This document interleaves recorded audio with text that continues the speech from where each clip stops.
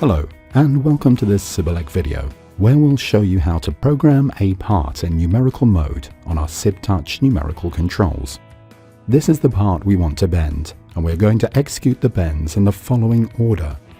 First, let's create a new program by touching the program number in the top left-hand corner. Before entering any bending information, we have to select the tools that will be used. This is simply done by touching the tool icon here. You can then browse through the library of existing tools using these arrows and select the desired one. Let's repeat the procedure for the die. Once the tools are selected, we have another basic parameter to define, and that is what sort of sheet metal we will be bending.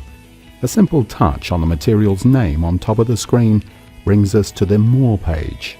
Touching the material's name selects the next pre-programmed material with its default thickness and sigma values.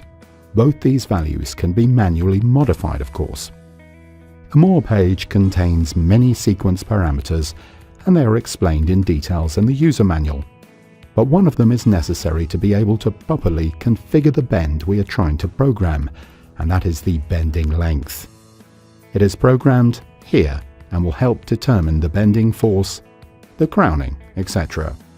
Coming back to the main page, we will now program the first bend of our part. If you remember the drawing, it was a 35mm long flange with a 90-degree angle. The default angle already shows 90 degrees.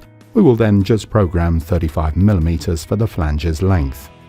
To create the following bend, we just need to touch this arrow. The next steps of our program are made in the very same manner, and we'll quickly breeze through them. The 4 bends of our part are now programmed. To use this program, we can simply come back to the first step and press the Start button. The back gauge moves into position and the button switches to OK when the machine is ready for the bend. The operator can now press the foot pedal to execute the first bend.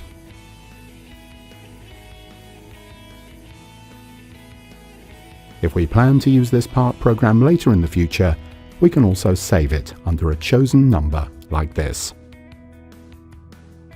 Okay, this is the end of our demonstration. We hope you enjoyed it, and thanks for watching.